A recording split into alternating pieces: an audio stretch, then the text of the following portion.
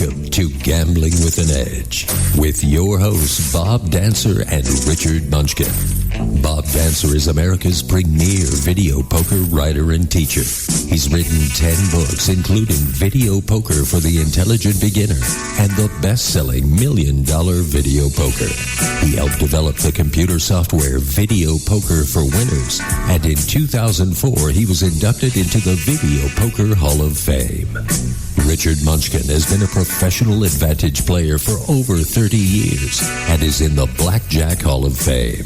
His book, Gambling Wizards, Conversations with the World's Greatest Gamblers, is a testament to the many ways you can succeed at gambling. The goal of the show is that you'll be a more knowledgeable gambler tomorrow than you were yesterday. And now, here are Bob and Richard. Good afternoon. Welcome to Gambling with an Edge. I'm Bob Dancer. Our guest today is a member of both the Poker Hall of Fame and Gamblers Hall of Fame, Dewey Tomko. A former kindergarten teacher, Tomko has been playing professional poker for almost 50 years. He has won 3 World Series of Poker bracelets and is noted for 2 runner-up finishes in the World Series of Poker main event. His tournament winnings are just under $5 million. It's been said that he's gambled at golf for more than $1 million more than once. Dewey Tomko, welcome to Gambling with an Edge. Okay, how you doing? Glad to be here. Thank you. We're very glad to have you here. Who am I speaking to, Bob or Richard? I'm Bob. Both of us, and I'm Richard. Okay, good. Okay, got it. It's not obvious that golf and poker are very similar to each other, but a lot of very proficient poker players also play and gamble at golf. What do they have in common with each other? Biggest thing is, it's just to gamble. That most people just do. Are you talking about gamblers like us, or are you talking about a professional golfer and a professional gambler? Which one? I'm talking about professional gamblers who also gamble at golf. Okay. Well, the biggest thing is they just need excitement, and most professional gamblers, want to gamble on everything, anywhere from sports betting to, some of them even play blackjack and craps, and they just have gamble in them, and it's just another form of gambling, another way of thinking they got an edge, whether they have one or not. And most games are done around a poker table. You sit around the poker table, you start talking about this and that, and whether you want to go shoot basketball hoops for a lot of money or play golf or shoot pool, but mainly it's golf. Get away from the tables a little bit. And the reason you have to gamble so high is, and people ask me, how do they get these games so high? Well, you got to look at it this way. You're sitting there in a poker room where maybe you can win, $400,000 or $500,000 to $1 million playing poker. It's 115 degrees out. You're eating milkshakes and hamburgers and watching the game and betting on every game. And now somebody says you want to go to the golf course and play golf. Well, what are you going to do? You ain't going to go play a lousy $10,000 Nassau, take 5 or 6 hours out in that heat and get away from all the facts. So the reason they play so high is when they leave those tables is the fact is that, they have to have a certain amount to leave. You know what I mean? It's not worth their while to just say, hey, we're going to go play golf when they can sit there and play poker in an air-conditioned room, watch the games on TV, bet them, eat. It's a very, easy, relaxed job. So to go to the golf course, they have to bet something like at least $50,000 Nassau to get their interest. So that's how golf is high, whether you're a good player or not. It's just circumstances. How do you find the young players today compared to the old-timer? When you came up with Doyle and Puggy and all those guys, how do you find the younger players today compared to them? Do they have that same amount of gamble, and are they out there betting it up on the golf course too? Not really. There's a few of them, like Phil Ivey and, Daniel, E-Dog. But most of them are more like they're more selective. When we came up, basically we had to learn how to play every game because there wasn't that many games. So if there was a good game going on, say it was Omaha over there in the corner.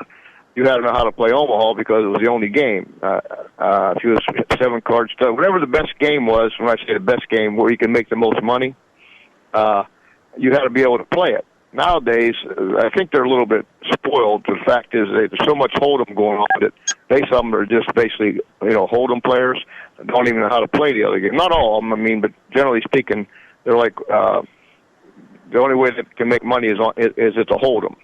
And because of the fact that when you're a gambler like we were, anything, it could be football, it could be golf, anywhere you can go out and make money. You thought about your hobby was making money more than it was playing poker. You know what I mean? How to describe that to you. How you make money, whether it's whatever circumstances are there. But the kids are different nowadays. They're way smarter. They're way, way, way better tournament players than I think we were because we didn't play that many tournaments. Side games, I think there's a lot to be learned. They miss a lot because they play so much tournament poker that they don't know how to play the flop so good because it's just all usually move in before the flop or move after. So a lot of the creativity that happens in a side game where you see the flop and have to bet, I think they're a little short on that end. Not all of them. I'm just saying the ones that just play tournaments. Yeah. You kind of, I think rather famously said that you had never read a book on poker. Is that still true? You learned it by doing it? I've never read a book on poker. I mean, I think people should read them, but basically I think poker is trial and error. You go in there and my kids ask me how to play poker. I can tell them how to play a hand, certain, statistics, but everybody has a style. It's like golf. There's a million ways to hit a golf ball, and there's a lot of everybody, what works for your personality and what works for you to win, that's the key. Like you might play a guy like when I used to play Stewie a long time ago. Stewie was a complete opposite player. He played every hand aggressive. I was more of a tighter player. At the end of the day, we're both heads up at the table to win tournaments. It's just you have to develop what style makes you win. You know what I mean? So it's more like if I was to tell somebody how to play poker, I mean, you can educate them as much as you can about odds and stuff like that. But you just got to get in there and play and figure out how to win. About how simple it is. But in the beginning, I heard that you drove out to Vegas in luxury cars and drove home in jalopies, getting those lessons that in the early days.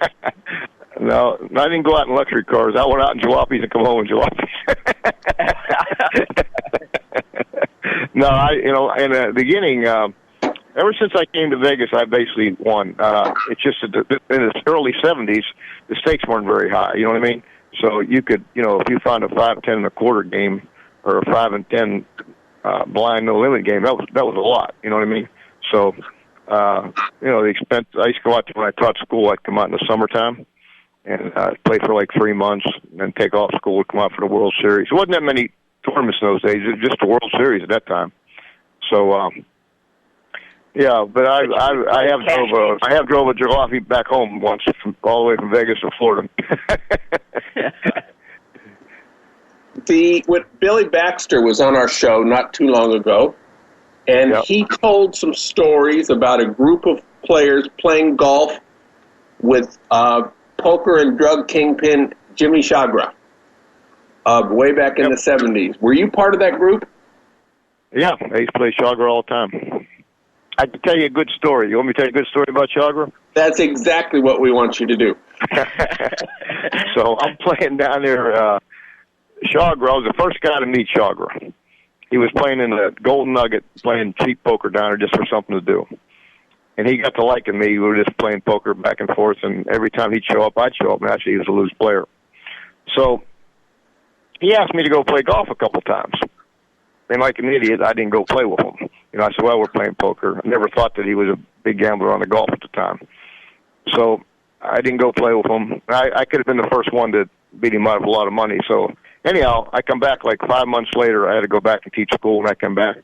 And here I find out that he's out there blowing millions of dollars a day playing golf. And I didn't take him out there. So by the time I got there, they already cleaned his clock pretty good, and he was a little bit more educated. But I used to play a lot of golf with him, and and he was $1 million a day guy, easy. He'd just play everybody, and a lot of interesting things they did to him. Did Billy tell you about how they inflated what they did to the golf ball with him? Tell us about it. Huh? He didn't tell you that? Well, they had they were out there. This was the old timers. I mean, we used to play. I mean, people we played golf with in those days were like him. I mean, every hitman out there. I mean, anybody that had cash. You know what I mean? Old bookmakers that couldn't do nothing with their money. Just that's just the way it was when you played golf. So what they had a lot of thieves and thugs at the time. You'd make a match, and the next I learned not to leave my golf clubs at the golf course overnight. I'd come back, there'd be clubs missing, bent, anything that they'd do to get an edge. You know what I mean? So anyhow, this is very unique. So we had a tournament out there. Jack Binion used to have the Gamblers Golf Tournament, and we would meet every year out there. So Chagra, I don't want to mention the names who did it because they're dead, but what they did was the old Titleist golf balls, if you remember, they were liquid inside. You know what I mean? Old Titleist Bellata. Well, what they did was how ingenious some of these guys were. They're out there playing for a couple $1 million, total $100,000 nationals, 4 or 5 guys. Chagra had a girlfriend, and they paid her. She was getting about $5,000 a day. This guy used to just throw money away. When he played dice like at the Vineyards Horseshoe, he would just throw $30,000 and $40,000 over his shoulder at times. People just he liked to watch people, chase after it. Just give it away. Bet. Anyhow, I don't know whether you knew that or not. But anyhow, he was a nut. But anyhow, he had all this money, and he knew he was going to jail, and he was just trying to destroy it. So anyhow, he had this girl. He was giving like $5,000 a day to her, and the guys got to her, and they said, listen, you got to put these golf balls and give them to Chagra and make them play with them. And what they did was they got a hypodermic needle. They put mercury in a hypodermic needle, and they shot it into the middle of the ball. And what it does, it almost like putting dirt on the ball, and made it the metal when the ball would go right, and when it went right and left, it would go just dive, dive right and dive and left, and they weighted the ball. So and you couldn't see it, but they put a hypodermic needle with mercury in it and shot it right into the ball. So every time you hit a golf ball, I mean, it just never could go straight. It either go right, way left, nose dive like a drop of a baseball. Anyhow, they did all that to beat him out of his money. They was going to beat him out of anyhow. They just didn't take any chances. How about the old gamblers? Did you get to play with him too? Jay Sarno? Who? Jay Sarno? No, I never did play with Jay. No, he was before my time. But I know they used to do the same thing to him. He couldn't see. They just used to drop balls on the side of the green, and they just swing, and he couldn't see it. So they just said they hit a good one. That was a bad day. Those were the bad guys. Gambling's not like that anymore. I want to let you know. They used to do so many things to me. I was so innocent when I first went out there. They'd have guys. I hit golf balls at the old Tropicana. Go look for my golf ball, be gone. I hit it right down the middle of the fairway. They had guys out there, out in the front. You couldn't see them. They'd go steal your balls and run the woods. It was brutal in those days. But it's cleaned up after that. That was in the early 70s. That's when, what's his name? It's the guys from the casino, Bellagio guys were around. It was brutal. I mean, did you have any run-ins a lot of with bad Bellagio? things going on. Yeah, I had a few of them. Yeah. When I first went out there, I was kind of like a goose. I don't know how to describe it to you. I was making money playing poker. And whatever I did playing poker that night, it was almost like it was a leak in the cage. If I won, say, $7,000 that night, which those days was a lot of money, they'd take me the next day and beat me out of it in the golf. My first 4 or 5 years playing golf, I lost I never won a match. I'd choke. I eventually found out how to win, but in the beginning, they used to keep me broke playing on the golf. But he'd have all kind of people. He'd give you a partner, and partners would tank you. But what he did to me one time was what he used to do in the old days. I guess you probably already know this, but I'll tell you anyhow. They used to go when, I guess they were unfavorable with the mob at that time, or something was happening, whatever happened. But they would come to the poker players in those days and say, hey, you got to give me 25% of your money or your winnings, or you either got to leave town or we're going to, put you in the desert. They used to just tell you that. So that's, I was like a small, they used to do the Doyle, and they had some big confrontations, Doyle, Sarge, Eric Drake, Chip. At that time, I was a small player. They didn't really bother me too much because the fact is that they were more after the bigger guys, and they won like 50% of what they won. But anyhow, basically, I finally went back to Florida because I had to go back teaching anyhow. And by the time I got back the next year, I think they already put him in the grave. So I don't know. Now, a lot, you have a tremendous reputation as a golfer, being able to perform under pressure and playing about as high as anybody plays. But those are also the same things that get said about Billy Walters. And I'm wondering, if you play with Billy, which one of you gets the money? Well, listen, me and Billy have been gambling at golf since I was in my 20s. I used to go to, I met him at, Jack's golf tournament, and we probably gambled to go each other, God, forever. I used to go to Nashville. He lived in Louisville at the time. I used to go there, and we'd play $50,000 nationals even in the late 70s, and then he'd come out. We've been gambling at each other heads up for, God, I don't know how long. And I don't know who got the best of it. It's a pretty tough deal. But the first time I ever won $1 million on a golf course, he was my partner. So, we've actually, Doyle is like Doyle. Doyle's probably the highest. He's by far the highest golf gambler. He won more money than Tiger Woods ever thought about winning. But Billy's, way up there too. But Billy is, they're just tough competitors. And what happened was, like, Doyle used to keep me broke for the first 4 or 5 years when I didn't know what I was doing on the golf course and choking. When I finally got where I could beat him, we joined. We became partners. That's what happened to Billy. Once they find out you can, that you can beat them, now you're their partner. Now you go beat other people. Doyle was a beauty, buddy. Every time I got a quarter from playing poker, I just couldn't wait to give it to him on the golf course. But or Billy. But then I finally wised up. I'll tell you a story. It's funny because when I interviewed Chip Reese, he basically said the same thing. Whenever he got money in the first few years, it was going to Doyle and Jack Pinion, often on the golf course. Yeah, it was something. They used to sit there and, what happened was, they had all this money and this greed. The biggest thing about gambling and poker player, wherever it is, you got to figure out how to fight the evils of greed, envy, jealousy, and all that stuff. If you can figure that out, you can play poker or any other kind of gambling. This is the greed gets you. So when I'm young, here I am looking at Doyle, got all this money, and my bankroll's like whatever it is, and I can't wait to double it. So I just go run and go over to him, and we'd play golf, and he was better than me, and I'd take a bad game, like I'd play him even when he should have been spotting me. You know what I mean? But the chance of me, he can only win X amount of dollars off of me compared to what I could win off him was how you want to say it, what drew me to it. I said, if I can get lucky and beat this guy, I can beat him out of hundreds of thousands or millions, which eventually I did. I got it all back before we became partners. I got better, and he got older. And, you know what I mean? So that's how I got it back. Not that I outplayed him, it's just that age caught up with him. And, and then I was getting better, just the fact that you just get better from when you first start playing golf to when you play a lot.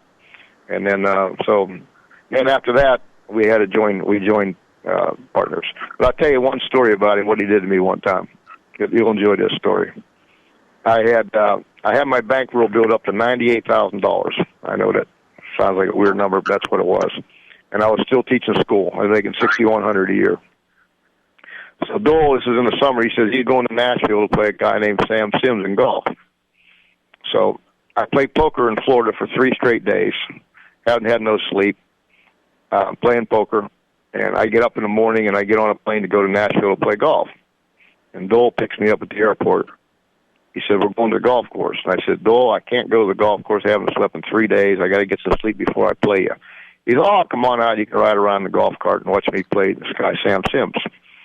I said, okay, I'll go out and watch. Well, anyhow, to make a long story short, he beat me out of the $98,000 to the penny that day. Sent me home on an airplane that night. Didn't even get to go to the hotel. Now I got to go back and start over again. Now I got to go back playing $5 and $10 poker because I completely broke. That's how things used to go in the old days. Man. Now I heard also that about 10 years ago you got the yips and couldn't putt anymore. Can you tell us what happened there? No, that's not true. Oh, Who yeah? told you that? Oh, it was Max. Who? Max Rubin. Max Rubin? Yeah. I know Max, but I don't know why Max would tell you that. I never gambled with Max. I mean, I know Max, but I don't think I ever played golf with Max. But anyhow, that's not true. Okay. I still putt anybody to this day. Anybody wants to putt me, I'll still take them on. All right. This show is being taped in late October, and it's going to air on November 10th. About the time it airs, the newest members of the Poker Hall of Fame will be announced. Now, Dewey is one of the 23 living members of the Hall of Fame, along with some media people.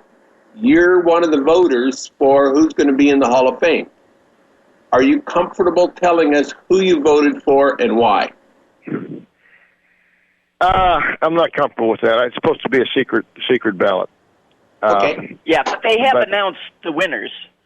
It's Jennifer Harmon and John Juanda. Okay. All right. Well, I didn't know they announced the winners, but I voted for one of them. I did vote for Jennifer, but I voted for another. You get 10 points, and I spread it around. I voted for Jennifer. I think she should have been in there a long time ago.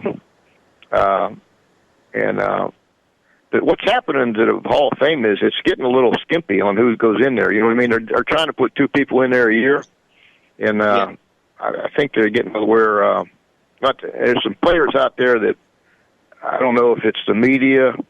Some good guys out there like Chow and John Hennigan have been all time. I mean, they've been players forever.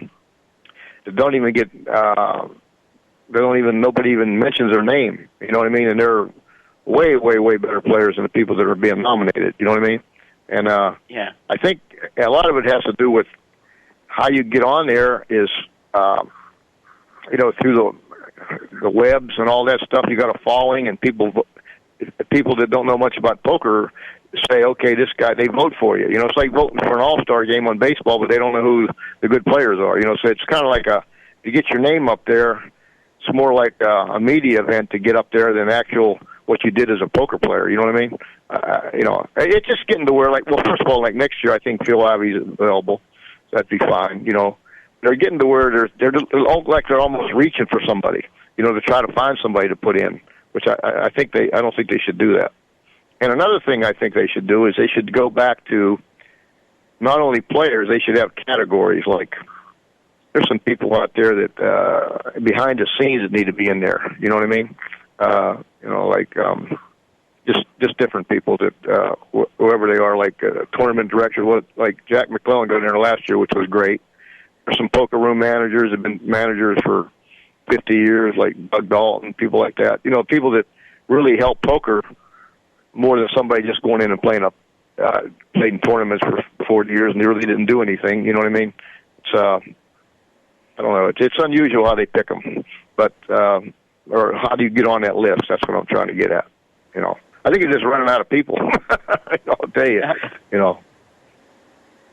So I think every gambler fantasizes about what it would be like to own a casino, and but you actually did down in Costa Rica. Yeah. How did that happen? I'm always in some form of gambling, and always looking to take, how you want to say it, everybody's looking for the best of it. And one thing about the casino, everybody that walks in the door got the worst of it. So, casino business is pretty good business. I mean, whoever walks in, whatever they play slots, craps, blackjack. They're taking the worst of it, and you're taking the best of it. So it's a good business. So did you like owning the casino? Did you spend much time there? Yeah, I actually was down there for about 10 years in Costa Rica, and the only problem with it was when I was absent, I couldn't stop them from stealing. So that's basically how simple. That's why I got rid of it. I mean, I had to either spend the rest of my life in Costa Rica, I sold it, or Costa Rica is a great place, but it's not like the United States. You know what I mean? So it's either stay down there, or if you were up here, you just couldn't. I just couldn't control the stealing, so it just wasn't worth my while. And the agony, so that's why I sold it. Yeah, it's like any business; you got to be there. So I wasn't willing to be there, so that's how I got out. I was willing to be there for about 5 or 6 years, and then I wasn't. That's how simple it was. Did you take a very long break from poker, or at least from Vegas? Was that to raise your kids, or? Yeah, I got actually in the end of 1985 or 86. They had these, ratings out there. Who's the number one player in the world? And I used to always get voted because, whether I was or not, because I was winning tournaments in those days. So like number one seed. I won like 2 or 3 tournaments in a row, like Grand Prix of Poker. And then I won the Irish Centric rate in a row. Hey, I'll make a long story short. It's like I've talked to people that won the Super Bowl, the letdown. I got to my point in life where I thought, you're number one, everything, you're winning these tournaments, everything's great. And when we would win these tournaments, I thought there would be a different kind of a feeling. I said, oh, boy, gratitude. It was like an emptiness. Like I reached my goal to be the number one player, win all these tournaments, make money, and there wasn't no joy there. I said, this is what I'd spent my life at. I used to spend I didn't know who the President of the United States was for 20 years. I just played poker, nonstop. So I said to myself, something hit me around 1986, whatever that was. And I said, you know what? This is what I'm spending my life at. It's not that thrill. It's like people, when they won the Super Bowl, their whole life was to win it, and after they won it, was like, this is the feeling I get. It's great, but it ain't enough. You know what I mean? You understand what I mean? Yeah. It's not what I expected. So from that time on, I had 3 kids growing up, 3 boys growing up. And I said to myself, I just took off until they grew up. I went home, and I still played in the World Series of Poker every year, the main event, but I basically went home and raised my 3 kids. I made a lot of money. And I went back there, and I raised my kids, watched every baseball game, went to every practice, every game, until they got old. Once they grew out of high school, then I got back into poker about 2000 again for a little bit, But I just realized that, and I don't know if and I'm not saying the guys that play poker is right or wrong, what they do, and I was in it. But, everybody makes a choice in life, what's more important. And now, if I didn't have money, my choice would have keep playing poker and make money. You understand? But because I could, then I got to make it. I had a choice where I could say, okay, family's first, poker's on hold. So, now it's like anybody else. If you got to work for a living, that comes first. You got to support your family. I was just lucky enough that I could do that. All right. How did you get so good again after that long break? Well, I don't know if I got good again. I've never been a good player since I was 85 or 86. Never close. Once you quit playing, here's what I think a poker player has to do to be a good player. I think it's almost like a golfer. You have to play every day, all day. You just can't. You just got to be there. It's the little things in poker where you make money. And after I quit in '86, I just got worse and worse every year. You know what I mean? You just take 4 months off, a year off. Like right now, when I play poker once a year, and I play the World Series of Poker, and I play about 3 days. You know why I play 3? That's all I last. So as long as I last that day, and then I go, and I go till next year till I play again. So what happens to you is you don't have that feel. You don't have nothing. It's just like you look like you can play poker, but you really can't. You end up 3 hands later, you said, oh, shit, I should have check-raised that guy, or I should have called. You know what I mean? You got to play poker every day to have that poker mentality, that mental toughness. You can't get tired. Hell, I get after 2 hours, I'm ready to fall asleep at the table. It's just, like a guy used to be able to run 5 miles, and he stops running for 2 years. He can't run 5 miles again. It's just something you gotta, to be a good player, you just gotta stay on top of it. So, and I'm not willing to sacrifice that to be a good player. To be a good player, you have to sacrifice time, play constantly, and I'm just not willing to do that anymore. So for me to become a good player again, I would have to do that. I'm not willing to put the time in. Yeah, you came in second in the main event twice, and the first time was against Jack Strauss. Was that the famous chip in a chair year where he was down to one chip and ended up winning? That was it. Yep. Mm-hmm. Actually, they moved all in, and he left. That wouldn't have happened to this day, but in this day and age. But in that day, the rules were just being basically still formed. When he moved all in, he had a $500 chip under his napkin. They didn't see. So when he lost the pot, he got to stay in the tournament because he had the 500. Nowadays, they'd have probably said the 500 went in. You know what I mean? When he said all in, right? But actually, to tell you the truth, let me tell you, that single chip to win the tournament, and sort of famously said, "All you need is a chip in a chair." Now he was quite a character. Did you spend a lot of time playing against him? Yeah, played golf every day. He was a degenerate gambler. He played golf at every sporting event, poker. His day was play golf in the morning, at every sporting event, play poker at night. That's all he did. And I played golf with him, and played poker at night with him. He was really a character. It couldn't be a minute a day that he wasn't gambling on something. That's just the way he was. Him and Stewie had a lot of the same traits.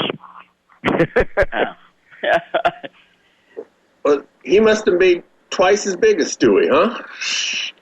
You what? Yeah, well, Stewie was little and Jack was pretty tall, so... Yeah. Well, I'll tell you a story about Stewie and Jack. You ready for this one? This is going to show you how much gamble these guys had in the old days. See, people in the old days had gamble. Maybe not smart gambling, but you had to prove to people you had gamble or they wouldn't gamble with you. So a lot of times you did crazy things that otherwise you couldn't get invited to a poker game or you couldn't get in a golf game. If you say, okay, this guy, only time he wants to bet you is when he got the nuts, people would stay away from you. You had to show people you had gamble. So people used to do crazy things like flip a coin. I flipped a coin for $50,000 before. You know what I mean? So just to show a person that I had gamble. We'd make a golf match, and I'd say to them, they'd be saying, well, I won 5 shots, they won 3 shots. And I'd say, listen, you don't want to gamble. So let's just flip a coin for $50,000. I wanted to see if that guy had gamble. He'd say, no, I know he ain't got gamble. He wants the best of it. You know what I mean? He said, yeah, I know this guy's willing to gamble. Now we can go gambling. But anyhow, Stewie's watching me play golf one day for a lot of money. And so I used to putt between my legs, which is illegal on the tour, but that's how I putted. I don't know whether you knew that or not. It was an illegal putting stroke, but that's how I putted for gambling. And anyhow, so make a long story short, Stewie's out there watching me putt, and he said, boy, that looks easy. So he tried it once. So at the turn, after 9 holes, where I go in to get a Coca-Cola, I come out to find Stewie. He's out putting Jack Strauss. He's putting between his legs. Stewie's never been on a golf course at this time. He's putting between his legs, and Jack Strauss is putting one-handed. You know what I mean? And they're betting. Within 5 minutes, Jack beat him out of $70,000 before I could get him away from him. So wow! They were playing like $10,000 a hole, where Jack would putt with one hand, and Stewie, which never been on a golf course, was trying to putt between his legs because it looked easy. And anyhow, I'll make a long story short. It didn't take but 5 minutes to beat him out of $70,000. So that's how Strauss was. Strauss was always looking for a little edge like that. So. Now, when you're golfing, if you're a scratch golfer and I'm somebody who can't break 100, for the right kind of handicap, we could actually have a fair gamble. But you're so well known as a good. Here's how we do it. We do a little different. I don't believe in giving strokes away. Strokes, or I'll just use that as an example, but so somebody can relate to it. But strokes are bad. I mean, you got a guy that's got a stroke, and he got a 2-putt from 4 feet because he got a stroke. what we do is we put people, there's a certain place on the golf course. I play most of my matches distances. I find somewhere that the match is equal. Like I play people from 150-yard markers. I play the back tees, they play 150-yard markers, but there's no strokes involved. Or they play the 200-yard marker. Like when I played Doyle, the last times I played Doyle, he'd play the ladies' tees, and I'd play the pro tees when he got older. It's ways of making people have to putt out. You know what I mean? There's a place on that golf course that everybody's equal. It might be at the 150-yard marker, it might be the 200, it might be the 250, it might be the same set of tees. But, that's how we do it. That way you don't have to give strokes. Like, give an example. When I play a tour player, and I used to play a lot of them, what I would do is the match was, I know you might not understand this, they would play the back tees, I would play the next tees up, and they always thought they had the nuts, but they didn't. I would play them even, but we didn't play the par fives. That was my stand-in match with all those guys. No par fives because I couldn't hit it far enough to make me lock it on two, and I couldn't. And I played them even. They thought they were robbing me because we're playing even, but we wasn't playing the par fives where they make up all their ground. And I was getting about a 40-yard tee spot, so it became a pretty even match. Huh. I don't know if you understand all that or not. You guys golfers? Yeah. Well, I understand it. Yeah. Okay. But it comes down to putting, and at least somebody said that if they had to have a putt for his life, he would pick you as the guy who was putting for him. Yep, I've heard that a few times, yep. I've had a lot of experience at it. Most people haven't had a putt for me. I mean, there's not many people out there that putted for $1 million, for one hole, one stroke. So, I mean, you have to have a little bit of experience at it. So I imagine those tour players could do it. I don't think they could do it the first time. I think eventually when I gamble with some of those guys, they're so good. Eventually, excuse me, they would figure it out. But the first couple of times they putt for their own money, hit the ball for their own money, that they don't do too good. Not all of them. It depends on their personality. Some do good, some don't. A lot of it's your personality. Some people love the challenge. Some people, like when I first started playing golf, I told you I was the biggest goose, a big sucker playing golf the first 2 or 3 years. But I finally figured it out. In the beginning, I used to choke with the best of them, buddy. I'd putt and just jump off like I was putting fadeaway jumpers. I'd be so nervous.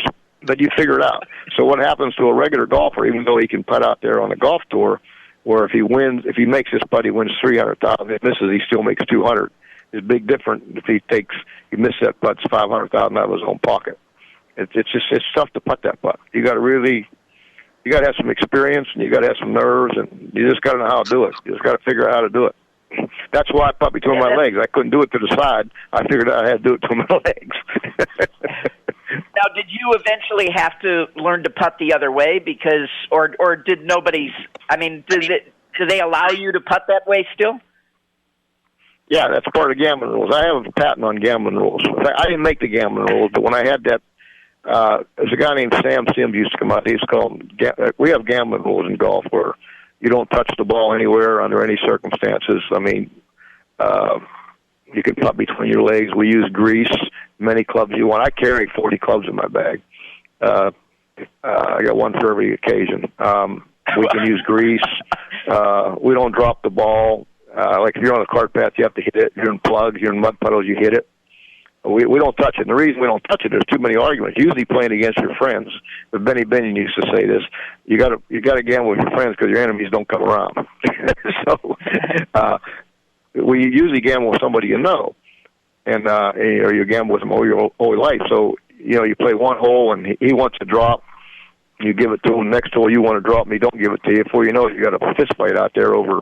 You know what I mean? So the rules are you don't touch it under any circumstances until you get on the green. That's how simple it is. Now, what if it's in the that way water? you don't get no arguments or no fight.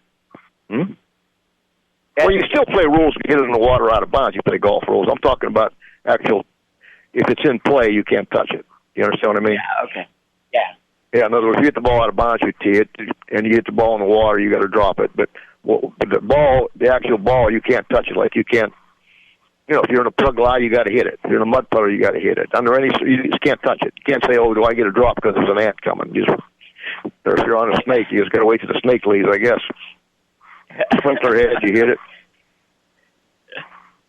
Yep. So who was of all those old timer guys that you used to play with? Who was the one that stands out as the craziest or the most outrageous? Or well, the biggest gambler and the best gambler of all time is Doyle. No matter what, whether it's poker, golf. I mean, he's by far how you want to say it. Michael Jordan of basketball, you know what I mean? He's there's nobody even close to him. They can talk about Billy or me or anybody. Nobody's even in his category. I mean, Billy played high a little bit, but not like Doyle. Doyle played. Hell, that time he played Chagra. Did they ever tell you what the match was with Chagra? No. Well, this was like a $3 or $4 million match. It was the highest one. He was playing Chagra. $250,000 Nassau.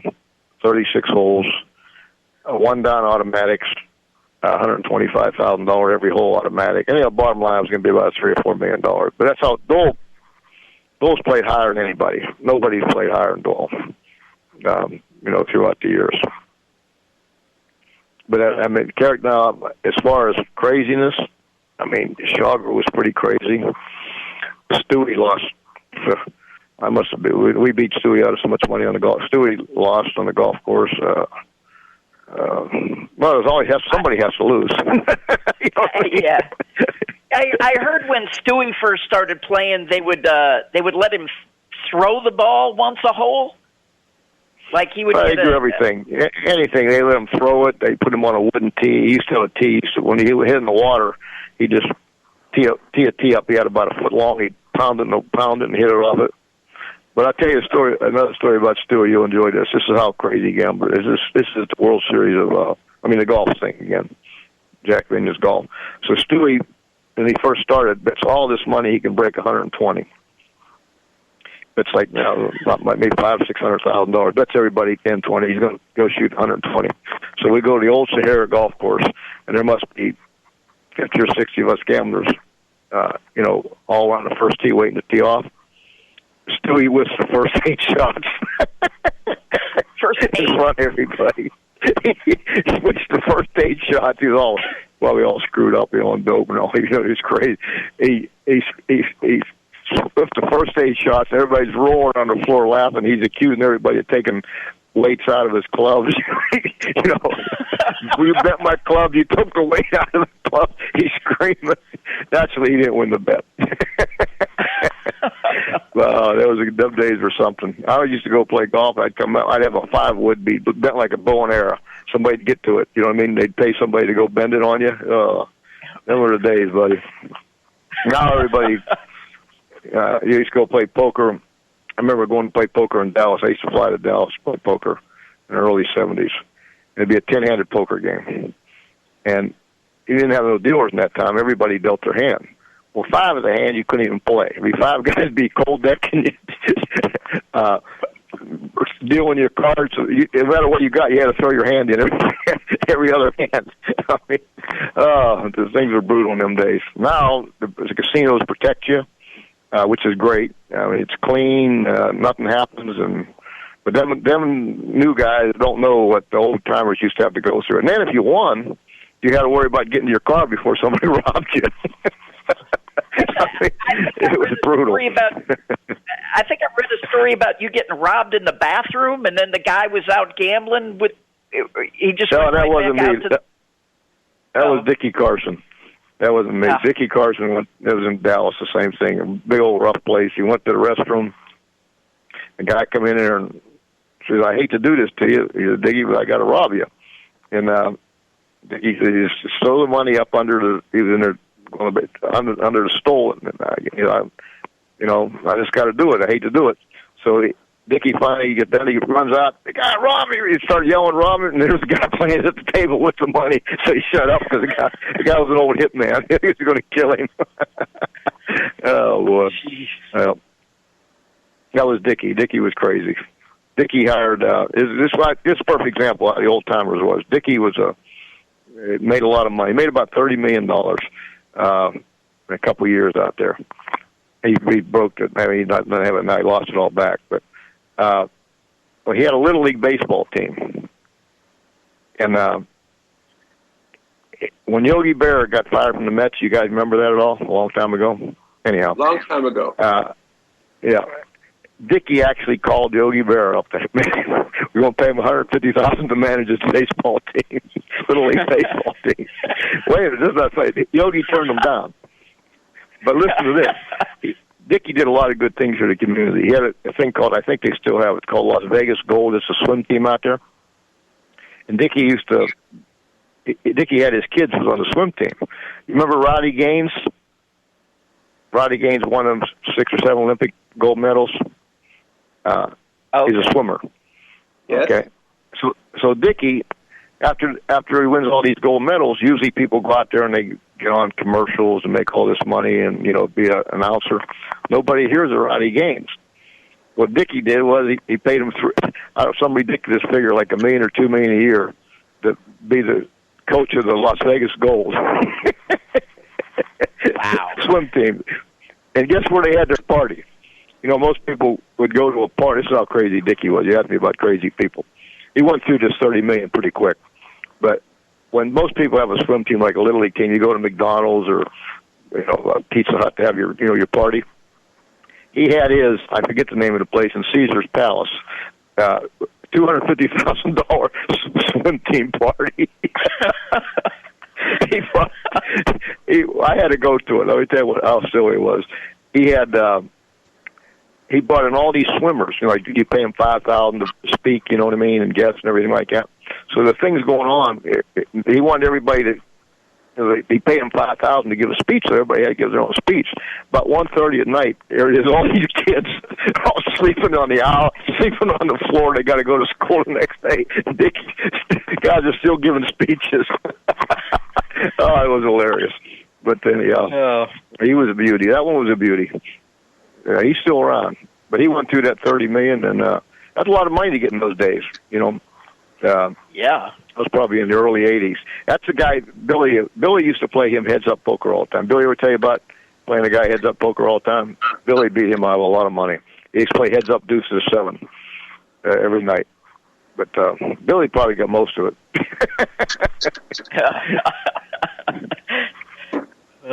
And Billy's been around a long time. But guys like Billy have been around a long time. Doyle. Most of the guys, that's another reason I don't play as much as I don't even have. Doyle's still around, but when I go there, I don't even know anybody anymore. All the old-timers like Puggy, the characters I really enjoyed playing with, like Iron Man, Puggy, Strauss, they're all dead. You know what I mean? Yeah. Now, it used to be a social event when you played poker. Even though you're trying to beat your friends out of their money, it still was a social event. Everybody had fun. They tell jokes, and I remember I'd beat guys out of money, and I'd loan it back to them. That's how we did things in those days. Loan it back to them, and how we did it. It was fun. Now, when you go to a poker table, I mean, you can't even get nobody to say hi to you. I walk into those tournaments, and half of them are Europeans, or they don't even talk. The only time they talk is after about 3 hours. If the dealer makes a mistake, they go, "Oh, dealer, floor man!" They start screaming. Guys got headphones in. They got computers in front of them. Nobody's paying attention. When they want to go to lunch, like you say to me, to you, or I say, "Hey, at the break, let's go have a coffee or something," they text it. They don't even ask. It's like being at a zombie table. It's not much fun. I don't know how to describe it to you. Like the old days, I guess I was spoiled because everybody's a character. Now everybody's they're people that are, a lot of them don't speak English. First of all, you can't talk to them. Some of the kids have been, they spend, months at a time playing internet poker. They don't have no social skills. They can't learn how to talk. So it's just not much fun at a poker table like it used to be. You know what I mean? It's probably the biggest thing I miss. So that's why I don't enjoy it. So why play something you don't enjoy, Yeah. But you've done it for something like 40 years in a row. You've made every main event since the mid-'70s. If you're not enjoying it, why are you still doing it? Well, I do it once a year. I go out to see the people. I say I don't enjoy it. I mean, I wouldn't enjoy doing it all the time. That's what I meant. I'm sorry. I wouldn't want to do that every day of my life, going to a table and not having fun. That's what I meant by that. Going to the World Series of Poker, I always enjoy that. You know, that's like a very unique experience. I meant like making it a daily. You know, I don't know if you guys play poker or not, but you know, you have your own local poker game. Everybody's a character. They're telling jokes. You're having fun. I like that anymore. That's what I meant by it. You got to enjoy your work. It's fun for me to go out there now. Are you there? Yeah. Yes.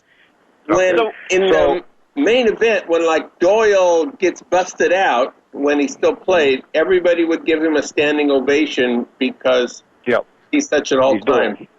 Right. Now, you're not quite the category of Doyle, but you're a legend, too. Do they give you a big standing ovation when you lose? Well, the ones at the table, they don't give me I don't know if anybody gets a standing ovation but Doyle. I don't think anybody does. I mean, the guys at my table, half of them don't even know me because I haven't been there. I don't, you know, like Doyle still plays poker, you know, so, I mean, it's been like quite a few years since I played any serious poker. So a lot of times, you know, the young guys, they don't even know me. Some of them do, but, you know, they don't speak. So, I mean, they'll congratulate you like everybody else does when you get knocked out, but I haven't gotten no standing ovations lately, which is good. I usually just sneak out. I'm a little bit more like low key. I don't go into that anyhow. I'd probably be embarrassed getting one.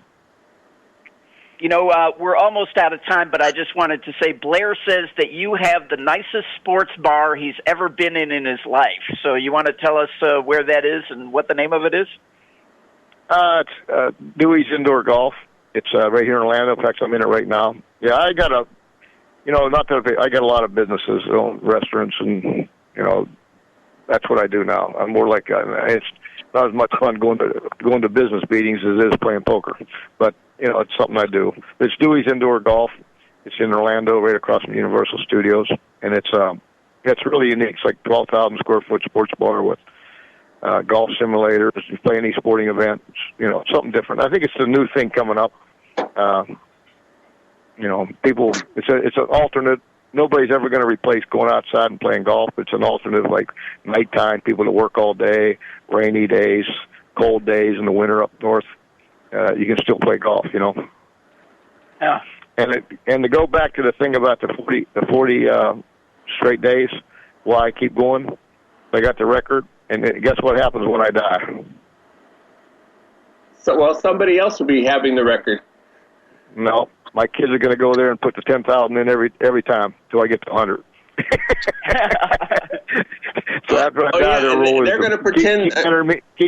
Keep entering me in the tournament so nobody can beat the record. That's one record I'm going to get. Helmut ain't going to get that record. Well, we're out of time, Dewey. It has been a pleasure listening to you. Thank you very much for coming on the show with us. Come see me in Orlando. Thank you, Dewey. Very good. We will. Bye-bye. All right. So we were talking to Dewey Tomko, golf legend, poker legend. Lots of good stories. That was fun. Yeah. Thank you, Richard. Go out and hit lots of royal flushes, everybody. Good day.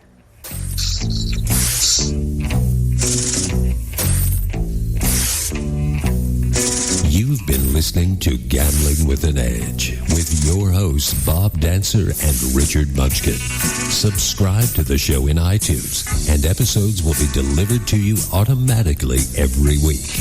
Archived versions of past shows may be found at bobdancer.com and richardmunchkin.com. We welcome emails at gamblingwithanedge@gmail.com. Bob Dancer and Richard Munchkin are both available on Facebook and welcome your questions. The sponsors for the show are the South Point Hotel, Casino and Spa, the M Resort, the Palms Casino Resort, and the website videopoker.com. Join us again next week for another Gambling with an Edge.